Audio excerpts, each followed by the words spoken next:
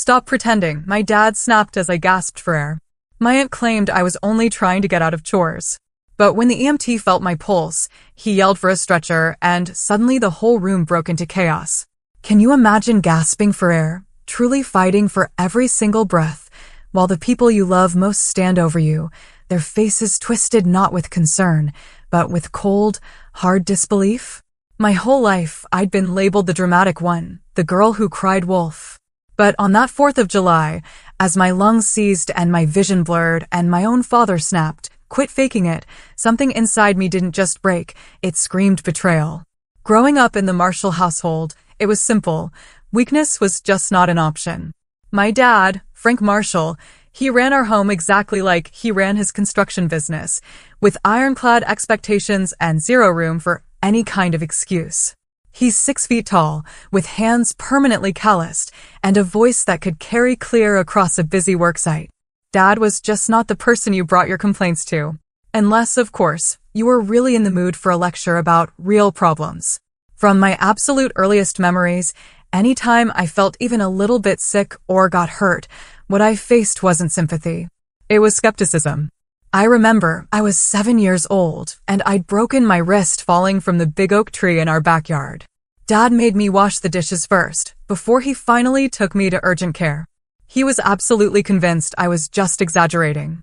The doctor, later, told him I was lucky there wasn't any permanent damage from the delay.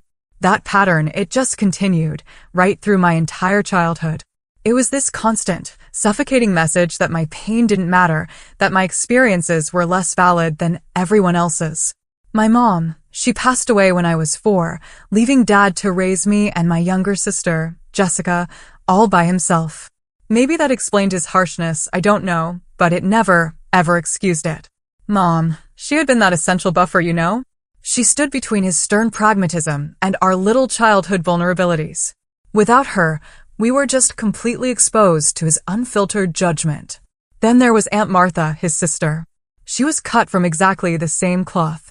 A woman with perfectly maintained hair, who never showed up to any family gathering without a critical comment, always thinly disguised as concern. "Are you sure you should eat that, Abigail?" Or, "Well, that outfit is certainly a choice." After Mom died, she appointed herself my feminine role model. But her idea of guidance was pretty much just criticism, wrapped in the flimsiest veneer of helpfulness. The only person who ever truly believed me was Jessica. She's 3 years younger than me, and somehow, she managed to escape that dramatic label that had been plastered onto me. When I'd get migraines so bad they'd leave me vomiting in the bathroom, Jessica would silently bring me water and just sit with me in the dark.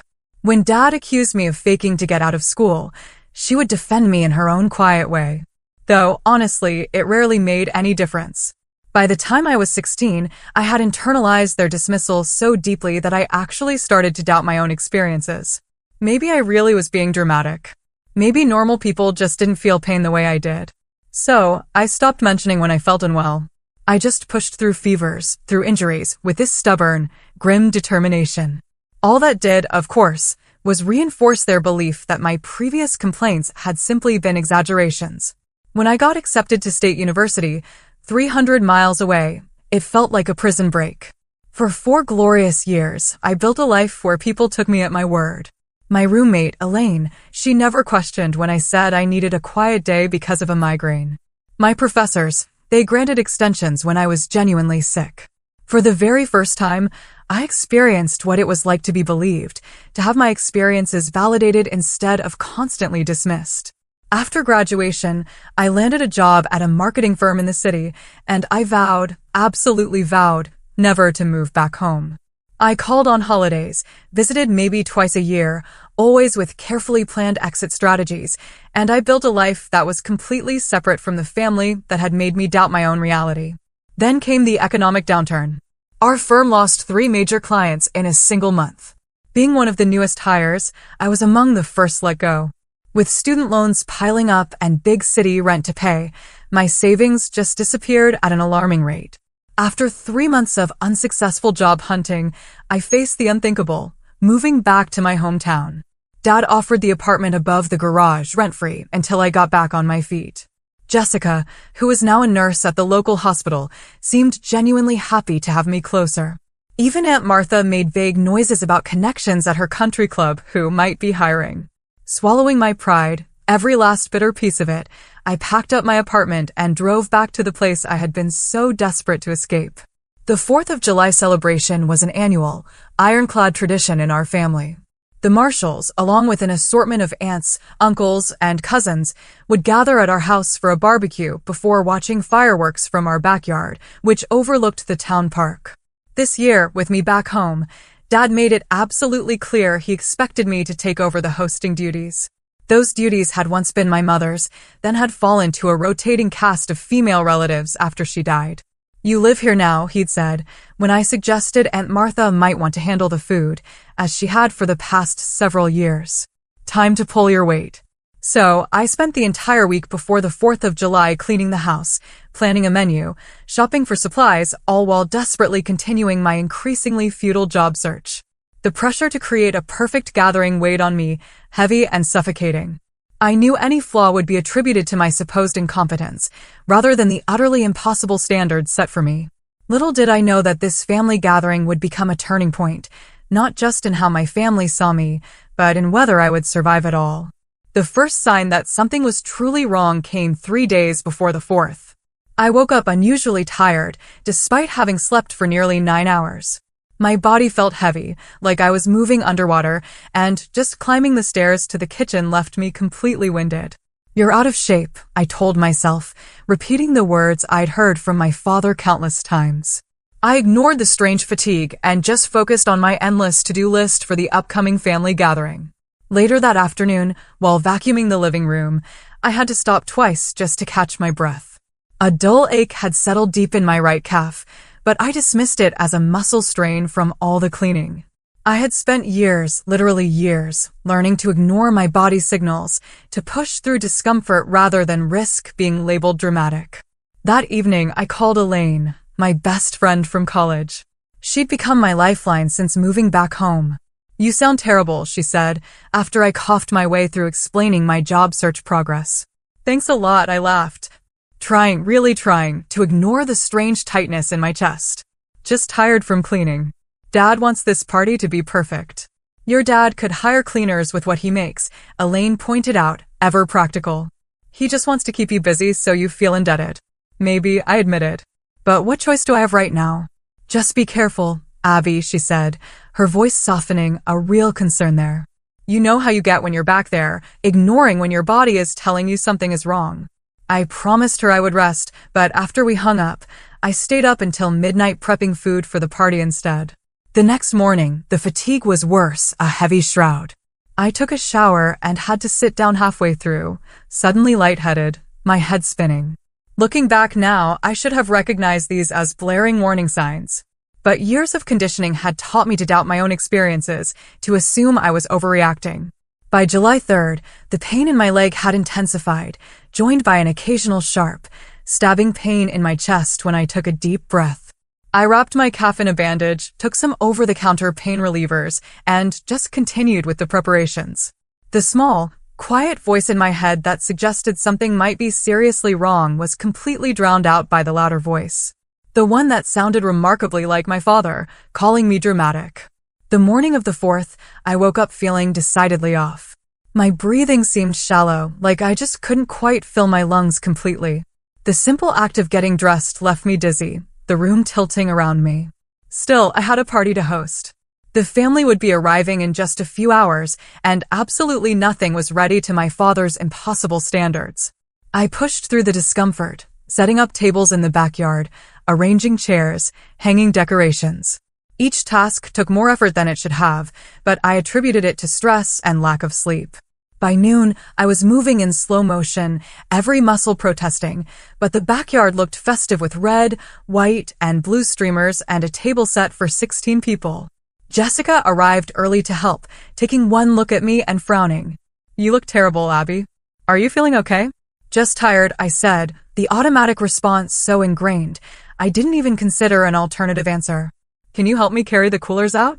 As we lugged the heavy coolers, filled with ice and drinks, to the backyard, a sharp pain shot through my chest, so intense I nearly dropped my end.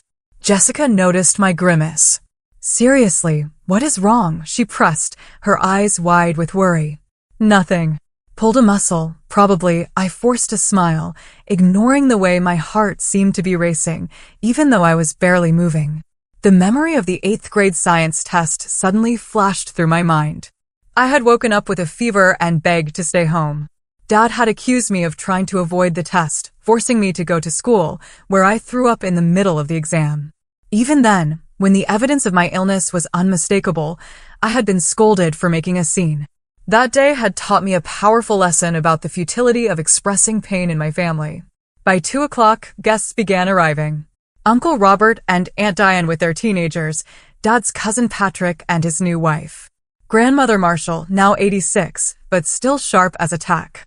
With each arrival, I plastered on a brighter smile, ignoring the increasing tightness in my chest and the strange tingling sensation in my fingers.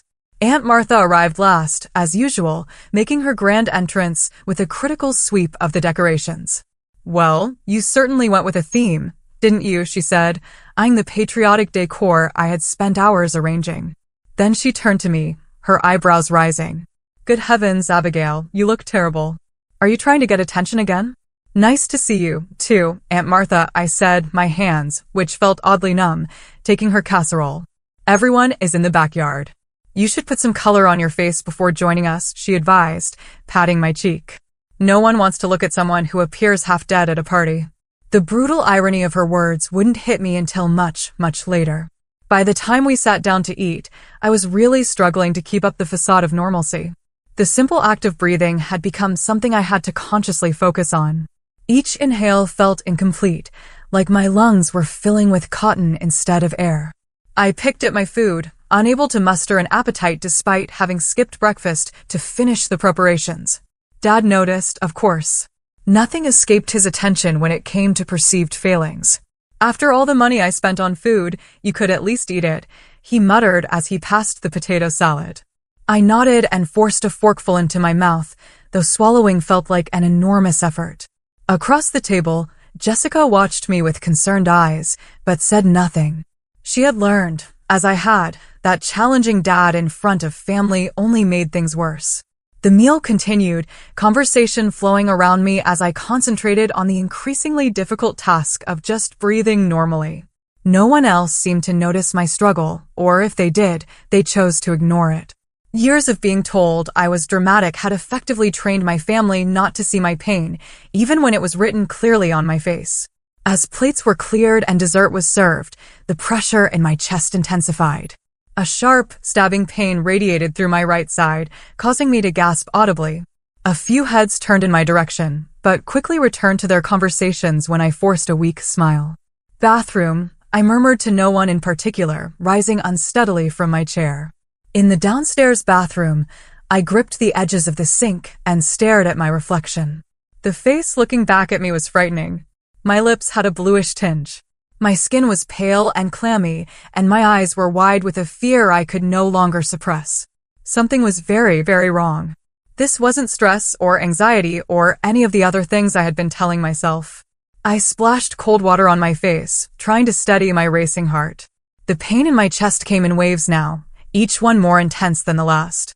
My breathing was becoming increasingly labored, each inhale shallower than the one before. "Get it together," I whispered to my reflection, repeating the mantra my father had used throughout my childhood. "Stop being dramatic." But my body was beyond responding to these ingrained commands. This was not something I could push through with willpower alone. I stayed in the bathroom for several minutes, trying to compose myself before returning to the backyard. The effort of walking those few steps left me dizzy and gasping. Dad caught my arm as I nearly stumbled back into my chair.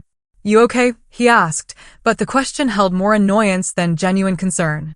"Fine," I managed, the lie automatic. As dessert concluded, Dad stood up, clapping his hands for attention. "All right, everyone. Jessica and Abigail will handle cleanup while the rest of us move to the front yard to set up for fireworks." Jessica started gathering plates, shooting me concerned glances as I remained seated, trying to summon the energy to stand again. The family dispersed, leaving us alone with the aftermath of the meal. I'll handle this, Jessica said quietly. You look like you're about to pass out. No, I insisted, forcing myself to stand. Dad will notice. In the kitchen, I began loading the dishwasher while Jessica scraped leftovers into containers. The simple action of bending down sent waves of dizziness through me. The kitchen lights seemed too bright, then too dim, my vision tunneling strangely. The stack of plates in my hands suddenly felt impossibly heavy. I tried to set them on the counter, but my arms just wouldn't cooperate. The crash of breaking dishes echoed through the kitchen as the plates slipped from my grasp and shattered on the tile floor. The noise brought my father storming back into the kitchen, his face dark with anger. What the hell, Abigail? Those were your mother's plates. I tried to explain, but my lungs seemed to seize. I couldn't draw enough air to form words. My hand went to my chest, pressing against the vice-like pain that had taken residence there. I can't breathe, I finally gasped, the words barely audible. Dad rolled his eyes, interpreting my physical distress as an emotional response to breaking the plates. Quit faking it, he snapped. Clean up this mess and get back to work. Aunt Martha appeared behind him, surveying the broken dishes with a look of pure disapproval. Really, Abigail, we all know you've always tried to get out of cleanup duty, but this is ridiculous. The edges of my vision began to darken as I struggled desperately for air. I reached for the counter to steady myself, knocking over a glass that joined the shattered plates on the floor. She's not faking it, Jessica said, her voice rising in alarm as she moved quickly to my side. Look at her. Something is really wrong. She's always been like this, Dad dismissed, though a flicker of uncertainty crossed his face as he took in my gasping form. Always making a scene. Uncle Robert stepped into the kitchen, drawn by the commotion. His expression shifted from curiosity to genuine concern as he saw me leaning heavily against the counter, my breathing rapid and shallow. Maybe we should call someone, he suggested, moving toward me. She's fine, Dad insisted, but his voice held less conviction now, less of its usual authority. She just needs to calm down. I can't breathe, I repeated, the words coming between desperate gasps for air. The room was spinning now, faces blurring together as my oxygen-starved brain struggled to process what was happening. My legs gave out and I slid down against the cabinets, landing amidst the broken dishes. The pain in my chest was overwhelming, radiating through my entire body. I could hear arguments happening above me, voices rising and falling, but they seemed distant, as if coming from another room. Enough, Jessica shouted, a sound so unexpected from my usually quiet sister that it momentarily silenced everyone. I'm calling 911. Look at her lips. They're blue. Don't you dare. Dad warned, his voice still authoritarian. But Jessica was already pulling out her phone, backing away when he moved to stop her. If you're wrong, you will never hear the end of this, Aunt Martha said, but there was undeniable fear in her voice now. I was beyond caring about their reactions. My entire focus had narrowed to the desperate, brutal struggle for air. Each breath was a battle I was losing. The kitchen ceiling tilted and swayed above me as I slumped further down, no longer able to hold myself upright. Through the gathering darkness, I heard Jessica's voice, steady and clear as she spoke to the emergency dispatcher. My sister cannot breathe. Yes, she is conscious, but barely. No previous heart or lung conditions that we know of. A new voice cut through the chaos. My grandmother, who had entered the kitchen unnoticed. Give her space, she commanded, and surprisingly, everyone listened. She knelt beside me with difficulty, her arthritic knees protesting, and took my hand. Help is coming, child, she said, the only one who seemed to fully grasp the true severity of the situation. Time became fluid, stretching and contracting unpredictably. I have no idea how long I lay there, fighting for each breath, before the piercing sound of sirens cut through the air. Heavy footsteps, unfamiliar voices, and then new faces appeared in my limited field of vision. EMTs in uniform, equipment being unpacked. Quick, professional questions directed at Jessica. A young male EMT knelt beside me, his face serious as he took my wrist, checking my pulse. His expression changed instantly, alarm completely replacing professional detachment. Get the stretcher in here now, he shouted to his partner. Pulse is 140 and thready, oxygen sats critically low. The room erupted in panic. My father stood frozen, his face ashen, as the reality of the situation finally penetrated his thick denial. Aunt Martha had backed against the wall, hand over her mouth. Jessica was openly crying, answering questions about my symptoms while grandmother held her shoulders. As the EMTs worked around me, attaching monitors and placing an oxygen mask over my face, I caught a glimpse of my father's expression. For the first time in my life, I saw fear in his eyes, and beneath that, the dawning horror of recognition. He had been wrong, catastrophically, dangerously wrong. The oxygen helped slightly, a small reprieve, but breathing remained a struggle. The EMTs spoke in urgent tones, using medical terminology I didn't fully understand. Words like cyanotic and tachycardic filtered through my fading consciousness. They lifted me onto the stretcher with careful efficiency.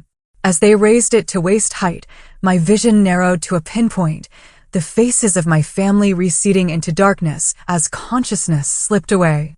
The last thing I remember was the continued wail of sirens and the sensation of movement as they rushed me out of the house where I had never, ever been believed. Fragments of awareness came and went as I was loaded into the ambulance. The ceiling of the vehicle, bright lights moving across my field of vision. The comforting pressure of the oxygen mask on my face. The voices of the EMTs, urgent but controlled. BP is dropping, 70/40. Get another line in, possible P. Call ahead to the ER. Jessica was there, somehow, holding my hand, her face tear-streaked and terrified. Had they let her in the ambulance? I couldn't remember her getting in, but I was so profoundly grateful for her presence, a familiar anchor in the chaos. Hang on, Abby. Please hang on, she kept saying, her voice thick with fear. I tried to nod, to squeeze her hand, to give some indication that I heard her, but my body just wouldn't respond to my commands. The simple act of breathing consumed all my energy and focus. Each inhale was a battle. Each exhale a momentary relief before the struggle began again. Time lost all meaning. The ambulance ride could have been minutes or hours. The siren wailed overhead, the sound fading in and out as my consciousness ebbed and flowed. New faces appeared as the ambulance doors opened. More uniforms, more urgent voices. I was wheeled rapidly through automatic doors, fluorescent lights passing overhead in a dizzying blur. 25-year-old female, acute respiratory distress, tachycardic, hypotensive. The EMT rattled off information to the receiving medical team as they transferred me from the ambulance stretcher to a hospital gurney. The movement sent fresh waves of pain through my chest, and I must have made some sound of distress because Jessica squeezed my hand tighter. You have to wait here, someone told her as we reached a set of double doors. Her face crumpled, but she nodded, releasing my hand with obvious reluctance. I'll be right outside, Abby, she promised. I'm not going anywhere. Beyond those doors, the activity intensified. A doctor leaned over me, shining a light in my eyes, asking questions. I couldn't answer through the oxygen mask and my own breathlessness. Abigail, can you hear me? I'm Dr. Winters. We're going to take care of you. Monitors beeped, needles pricked my skin, and voices called out numbers and medical terms all around me. Through it all, the crushing pain in my chest and the desperate struggle for air continued. I need a chest CT stat and get ultrasound in here for her leg. Blood oxygen still dropping. Start her on heparin. We need to intubate if her SATs don't improve in the next 2 minutes. The urgency in their voices penetrated my fog of pain and fear. This was bad. Really bad. The realization should have terrified me, but a strange calm had settled over me instead. These people believed me. They saw my distress and responded with appropriate alarm. After a lifetime of having my pain dismissed, the validation was almost as powerful as the oxygen they were pumping into my failing lungs. Someone cut away my shirt, attaching leads to my chest. Cold gel was spread over my right leg, followed by the pressure of an ultrasound wand. The doctor watching the screen nodded grimly. DVT confirmed in the right leg. CT is ready for her. More movement, more lights passing overhead as I was wheeled down corridors. The CT scanner loomed above me, a massive, donut-shaped machine that would look into my chest and confirm what the medical team already suspected. Abigail, we need to take some pictures of your lungs, a technician explained. Try to hold as still as possible. The scan itself was quick, but the aftermath was a blur of increased activity. Words like massive pulmonary embolism and critical condition floated through the air around me. Back in the emergency room, new doctors appeared. Specialists called in for the crisis unfolding in my body. A mask was placed over my face, different from the oxygen mask, and a voice told me they needed to put me to sleep for a little while to help me breathe. Darkness claimed me before I could respond, a merciful escape from the pain and fear that had consumed my world. I have no memory of the next 12 hours. Jessica later told me that I was intubated, a tube placed down my throat to breathe for me when my own lungs couldn't keep up. Powerful blood thinners were administered to combat the clots that had traveled from my leg to my lungs. A special catheter was threaded through my veins to directly break up the largest clot that was threatening my life. My father arrived at the hospital 20 minutes after the ambulance, having followed in his truck with grandmother and Aunt Martha. He paced the waiting room, refusing to sit, refusing to speak. When the doctor came out to update the family, using words like life-threatening and critical condition, he had to brace himself against the wall. Aunt Martha left soon after, claiming the stress was too much for her heart. But everyone knew she was fleeing the evidence of her own culpability. Uncle Robert stayed, providing silent support to Jessica and making sure my father didn't collapse from the shock and stress. Throughout the night, as I lay unconscious in the ICU, my family waited. Jessica refused to leave, curling up in an uncomfortable chair in the waiting room when they wouldn't let her stay by my side. Grandmother Marshall, despite her age and arthritis, remained until dawn, quietly knitting and occasionally fixing my father with a look that spoke volumes about her thoughts on his behavior. The world returned slowly, in fragments and sensations. First, the steady beeping of monitors, then the antiseptic smell of hospital surroundings. Finally, the dull ache in my throat that indicated the breathing tube had been removed. I opened my eyes to a dimly lit hospital room. Jessica sat beside the bed, her head drooping in exhausted sleep, her hands still holding mine. The simple act of breathing was no longer a desperate struggle, though each inhale still caused a dull pain in my chest. My movement must have alerted her, because Jessica jerked awake, her eyes widening as they met mine. "Abby," she whispered, her voice cracking. "You're awake." I tried to speak, but my throat was raw from the intubation. Jessica quickly held a cup of water with a straw to my lips, helping me take small sips that soothed the burning sensation. "What happened?" I managed to rasp after a few moments. Jessica pressed the call button before answering. "You had blood clots in your lungs. Pulmonary embolism, they called it." "It was," she paused, swallowing hard. "It was really bad, Abby. They said if we had waited much longer to call the ambulance." She didn't need to finish the sentence. We both knew what she meant. I had nearly died on my father's kitchen floor while he accused me of faking. A nurse entered, smiling when she saw I was awake. She checked the monitors, made notes on a tablet, and promised the doctor would be in soon. She adjusted my pillows with gentle efficiency, treating my body with a care I was utterly unaccustomed to receiving. Dr. Winters arrived shortly after, a tall woman with kind eyes and an air of quiet confidence. "Good to see you awake, Abigail," she said, picking up my chart. "You gave us quite a scare." She explained what had happened in medical terms that nonetheless painted a terrifying picture. A deep vein thrombosis, a blood clot, had formed in my right leg, likely due to prolonged inactivity during my recent move and job search. Pieces of this clot had broken off and traveled through my bloodstream to my lungs, blocking pulmonary arteries and preventing proper oxygenation of my blood. "The technical term is pulmonary embolism, or P," she said. "Yours was significant, blocking several major vessels. Your right lung was almost completely compromised and your left was struggling to compensate." She didn't sugarcoat the severity. "Your condition was critical when you arrived. Your oxygen levels were dangerously low and your heart was straining to pump blood through blocked vessels. Without immediate intervention, the outcome would have been fatal." Fatal? The word hung in the air between us, cold and heavy. I had been dying, and no one in my family except Jessica had believed me until it was almost too late. "We performed a catheter-directed thrombolysis to break up the largest clots," Dr. Winters continued. "You will need to remain on blood thinners for at least 6 months, possibly longer. We will monitor you closely for any complications or recurrence." She reviewed the treatment plan, the medications I would need, the follow-up appointments that would become part of my routine. Throughout her explanation, she addressed me directly, taking my questions seriously, validating my concerns. The contrast between her approach and my family's years of dismissal was stark and painfully clear. After she left, Jessica filled in the gaps in my memory, explaining what had happened after I lost consciousness in the ambulance. "Dad followed us to the hospital," she said. "He looked like a ghost, Abby. When the doctor came out and told us how serious it was, that you might not make it, he just sat down on the floor, right there in the middle of the waiting room. Grandmother finally made him get in a chair. She described how he had paced the waiting room all night, refusing food or comfort, speaking only to ask for updates on my condition. Aunt Martha left after the first hour," Jessica continued, a hint of anger in her voice.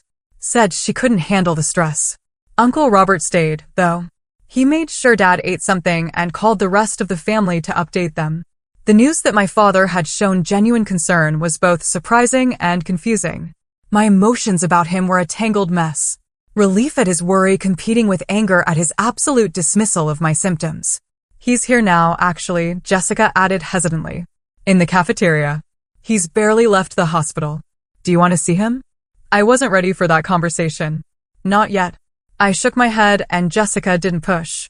She understood, better than anyone, the complicated feelings I harbored toward our father. Throughout the day, nurses came and went, checking vitals, administering medications, asking about my pain levels, and treating them seriously when I answered honestly. One nurse spent nearly 10 minutes explaining how the pain medication worked and encouraging me to ask for more if I needed it, assuring me that reporting pain was not weakness, but necessary information for my treatment. "Many patients, especially women, underreport pain," she told me. "They've been conditioned to think they should tough it out, or that they're not really hurting as badly as they think. But pain is important information that helps us treat you properly." Her words struck a chord so deep I had to turn away to hide sudden, stinging tears. My entire life, I had been taught that expressing pain was weakness, that my perceptions of my own body were unreliable and dramatic. Here was a medical professional telling me exactly the opposite, validating the very experiences my family had trained me to doubt. Later that afternoon, Jessica brought my phone, which was filled with messages from friends who had heard about my hospitalization. Elaine had texted hourly, increasingly frantic when I didn't respond, culminating in a message saying she was driving down from the city the next day to see me. My college roommate, my former coworkers, even casual acquaintances had reached out with concern and well wishes. Their messages formed a stark contrast to my family's years of dismissal. These people, some of whom I had known for only a short time, believed me without question when Jessica told them I was seriously ill. The door to my hospital room opened, pulling me from these reflections. My father stood in the doorway, looking smaller, somehow diminished by worry and what might have been guilt. Jessica squeezed my hand and discreetly left, giving us privacy for what would inevitably be a difficult conversation. Dad approached the bed cautiously, his eyes taking in the monitors, the 4 lines, the hospital apparatus that testified to the severity of my condition. "Abigail," he said, his voice rough with emotion. "How are you feeling?" "Better," I answered, simply, unsure what else to say. He nodded, then stood awkwardly at my bedside, hands shoved in his pockets. The silence stretched between us, heavy with unspoken accusations and apologies. "The doctor says you're going to be okay," he finally said. "That's good news." I nodded, waiting for more, for some acknowledgement of what had happened, of his role in delaying my treatment. But he only shifted uncomfortably, commenting on the hospital food, the weather, anything but the elephant in the room. After a few minutes of this strange small talk, he excused himself, promising to return later. As he reached the door, he paused, looking back at me with an expression I couldn't quite read. "I'm glad you're all right," he said. And then he was gone, leaving me alone with the beeping monitors and the weight of everything left unsaid. A week into my hospital stay, Dr. Winters suggested a family meeting. My condition had stabilized, and I was being prepared for discharge in another day or 2. She felt it was important for my family to understand the severity of what had happened and the care I would need during recovery. "Pulmonary embolism is not just a one-time emergency," she explained to me beforehand. "It requires ongoing treatment and lifestyle adjustments. Your family needs to understand that this is serious and that your symptoms should never be dismissed. The unspoken subtext was clear. She had pieced together from comments Jessica had made, and perhaps from my own reluctance to have my family visit, that their dismissal of my symptoms had nearly cost me my life. This meeting was her way of ensuring it would not happen again. My father arrived first, followed by Jessica and grandmother Marshall. To my surprise, Uncle Robert came as well, along with Aunt Martha, who had not visited since that first night. They arranged themselves awkwardly around my hospital room, no one quite meeting my eyes. Dr. Winters began by outlining what had happened in clear, unemotional terms. She explained how the blood clots had formed, how they had traveled to my lungs, and how they had blocked the vessels that carried oxygen to my blood. When Abigail arrived at the emergency room, she said, her gaze sweeping across my family members, her oxygen saturation was critically low. Her heart was racing, trying to compensate for the lack of oxygen, putting additional strain on an already compromised system. In medical terms, she was in acute cardiopulmonary distress. She paused, letting that sink in before continuing. To be perfectly clear, without immediate medical intervention, Abigail would have died. We're talking about a matter of hours, possibly less. The room was silent, except for a small sound from my grandmother, something between a gasp and a sigh. The early symptoms of pulmonary embolism can be subtle, Dr. Winters continued. Fatigue, shortness of breath, chest pain that worsens with deep breaths. These might be mistaken for other conditions, but they should never be ignored or dismissed. Her emphasis on the word dismissed was slight, but unmistakable. My father shifted in his seat, his discomfort evident. How are we supposed to know? He finally asked, a defensive edge to his voice. We're not doctors. Dr. Winters regarded him steadily. You were not expected to diagnose her condition, Mr. Marshall. But when someone says they cannot breathe, believing them is a good first step. Seeking medical attention promptly can make the difference between life and death in cases like this. The rebuke, though professional in tone, was clear. My father looked away, his jaw tight. As Dr. Winters concluded her explanation and opened the floor for questions, a strange calm settled over me. For years, I had suppressed my feelings about how my family treated me, swallowing hurt and anger in the name of keeping peace. But sitting in that hospital bed, with the evidence of their dismissal laid bare in stark medical terms, something shifted inside me. I told you I couldn't breathe, I said, my voice quiet but steady. I told all of you, and you said I was faking. The room went still. My family's discomfort palpable. Dad cleared his throat, but said nothing. This was not the first time, I continued, gaining momentum. My whole life, every time I was sick or hurt, you told me I was being dramatic. You taught me to ignore my own body, to doubt my own experiences. Tears threatened, but I blinked them back. Do you know what it is like to grow up never being believed? To be in pain and be told it's all in your head? To gasp for air and be accused of putting on a show? Now, Abigail. Aunt Martha began, her tone the same one she had used to scold me as a child. No one could have known this was serious. You have always been sensitive. I nearly died. I cut her off, my voice rising, raw with indignation. The doctor just told you I would have died without treatment, and you are still making excuses. Aunt Martha's face flushed, her mouth opening and closing without sound. She stood abruptly and walked out of the room, the door swinging shut behind her. Dad sat rigid in his chair, his expression a complex mix of anger and what might have been shame. We're not mind readers, Abigail, he said, but the usual authority was missing from his voice. How were we supposed to know this time was different? You weren't supposed to know, I replied. You were supposed to believe me every time. That's what parents do. They believe their children when they say they're hurting. The words hung in the air between us. Decades of dismissed pain distilled into one simple, undeniable truth. Dad stood up, his movements stiff, and walked to the window, staring out at the hospital parking lot. The silence stretched until Grandmother Marshall spoke up, her voice thin but clear. She's right, Frank. We failed her. I failed her too. Dad didn't turn around, but his shoulders tensed at her words. When Sarah died, Grandmother continued, referring to my mother, you shut down. You couldn't handle the children's pain on top of your own, so you taught them not to show it. That was wrong. Jessica, who had been quiet until now, reached for my hand. I've been keeping track, she said softly. Every time Abby was sick and no one believed her. Every time she was hurting and got told to tough it out, I wrote it all down. She pulled a small notebook from her purse, its cover worn from years of use. The migraine when she was 13 that turned out to be a serious infection. The sprained ankle you made her walk on for 3 days before getting an x-ray. The time she had strep throat and you sent her to school anyway. With each example, the tension in the room grew palpable. Uncle Robert shook his head, looking genuinely distressed. I had no idea it was this consistent, he said. I noticed sometimes, but I didn't realize how often. It wasn't your responsibility, I told him. But it was Dad's, and he chose not to believe me, over and over again. Dad turned from the window, his face unreadable. I did what I thought was best, he said. I was trying to teach you to be strong. You taught me to doubt myself instead, I replied. And it almost killed me. He had no answer for that.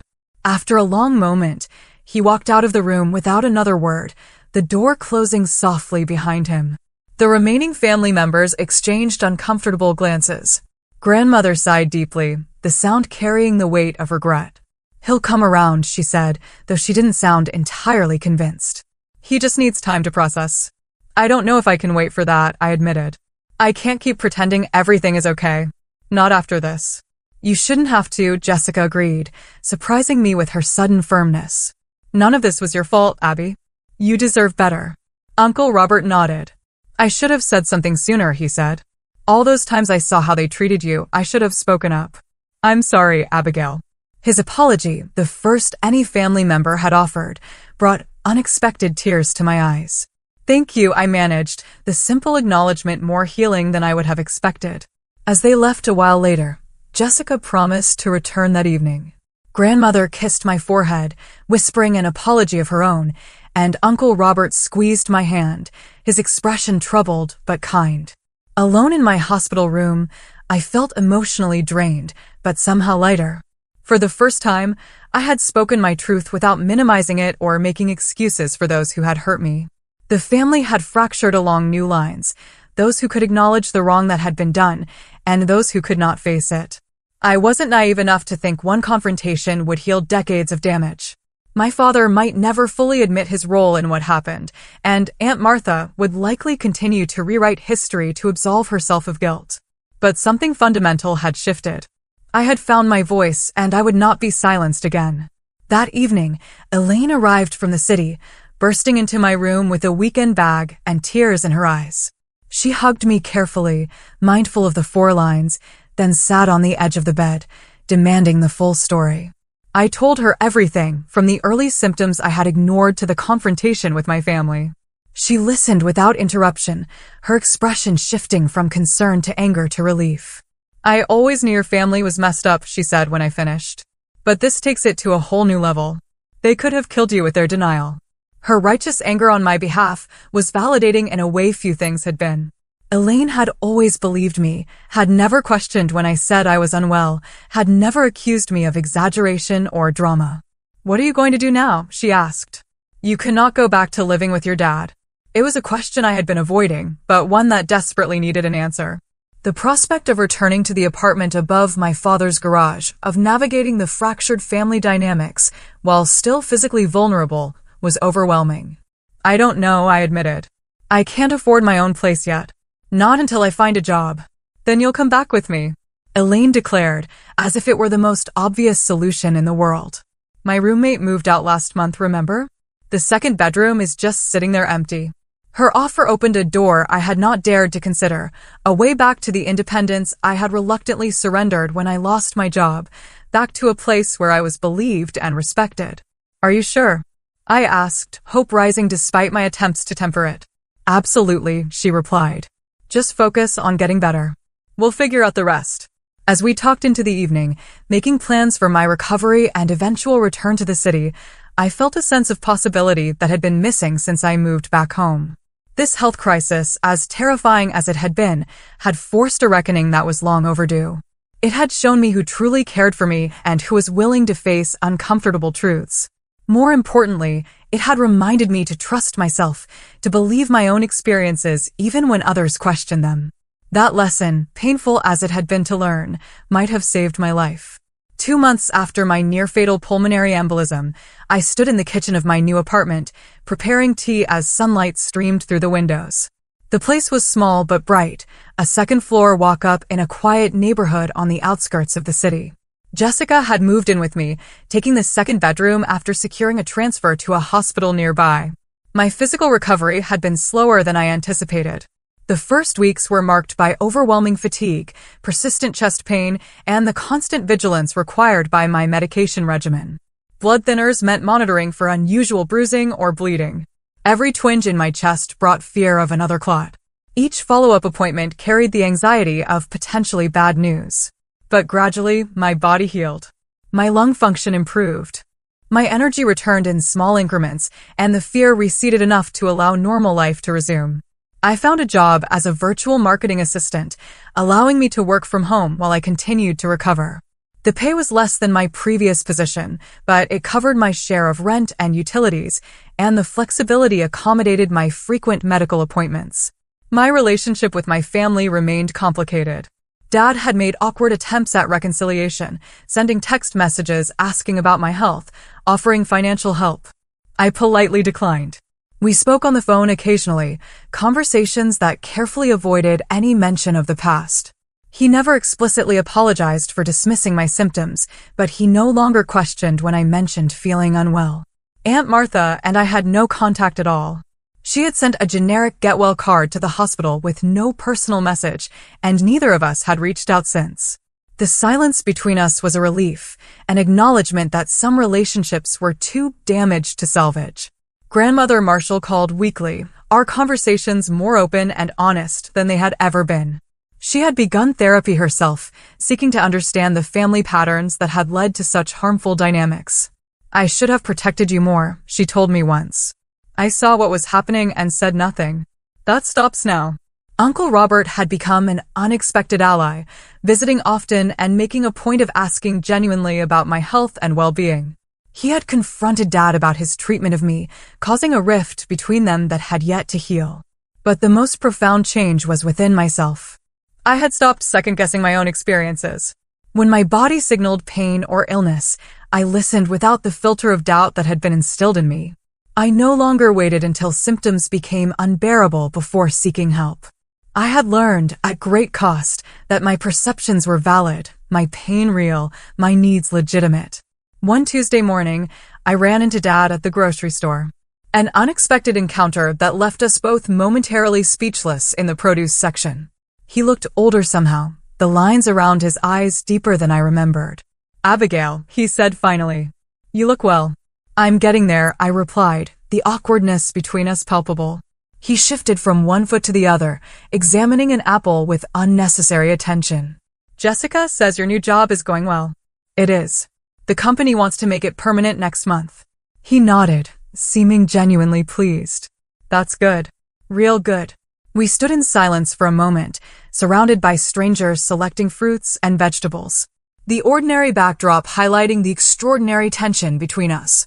"I've been thinking," he said, finally setting the apple down, "about what happened, about all of it." "I was wrong," he continued, the words clearly difficult for him.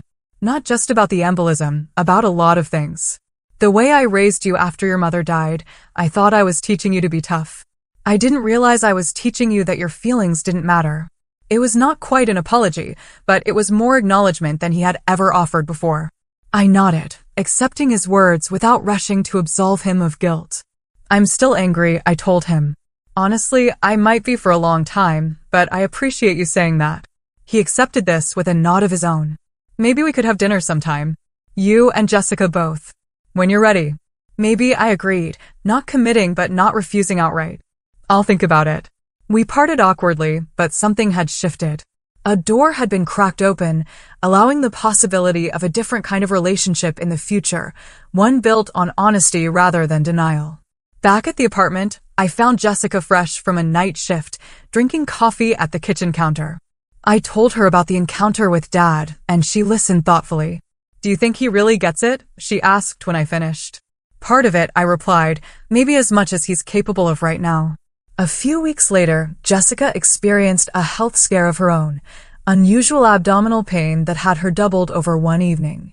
Without hesitation, I drove her to the emergency room, insisting on a thorough examination, despite her protests that it was probably nothing serious. The diagnosis was appendicitis, caught early enough to prevent rupture.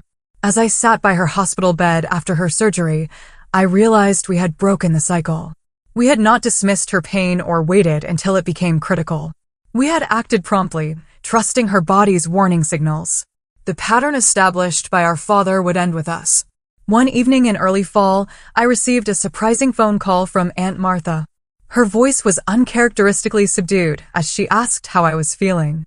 "I've been seeing someone," she said after we exchanged awkward pleasantries. "A therapist?" She suggested I reach out to you. I remained silent, giving her neither encouragement nor rejection. "I said some terrible things that day," she continued. "When you were sick, and before that too, over the years. I was wrong, and I'm sorry." The apology was unexpected and oddly disarming. "Thank you for saying that," I replied, unsure what else to add. "Your mother would be ashamed of how we treated you," she said, her voice catching. She never would have allowed it. The mention of my mother, rarely discussed in our family, caught me off guard. "I barely remember her," I admitted. "She was a fierce advocate for her children," Aunt Martha said. "She would have believed you always." After we hung up, I sat with that new knowledge. That piece of my mother I had never known. Perhaps her advocacy had lived on in me, in my eventual refusal to be dismissed, in my insistence on being heard. As autumn deepened, my life settled into new patterns. Weekly therapy sessions helped me process the medical trauma and family dynamics. Monthly checkups confirmed my continued recovery. Daily walks built my strength and endurance. The fear of another pulmonary embolism never completely disappeared, but it receded enough to allow joy and normal activities to fill my days. One Saturday, at a local coffee shop, I overheard a young woman at the next table describing symptoms to her friend, symptoms her family had dismissed as anxiety or exaggeration. The familiarity of her story drew me in, and before I could reconsider, I found myself turning toward her. "I'm sorry to interrupt," I said, but I couldn't help overhearing. "Please get those symptoms checked out, even if no one believes you." I briefly shared my story, watching her expression shift from surprise to recognition. "I thought maybe I was overreacting," she admitted. "Trust yourself," I told her. "You know your body better than anyone else. And if your doctor dismisses you, find another one who will listen." As I walked home afterward, I reflected on how far I had come from that 4th of July when I had gasped for breath on my father's kitchen floor. The journey had been painful, the lessons hard-won. But I had emerged with something precious, the unshakable knowledge that my experiences were real, my perceptions valid, my voice worth hearing. The pulmonary embolism had nearly taken my life. But in surviving it, I had found a kind of freedom I had never known before. The freedom to trust myself completely. No dismissal, no doubt, no criticism could shake that foundation now. And in that trust, I had found not just healing, but strength.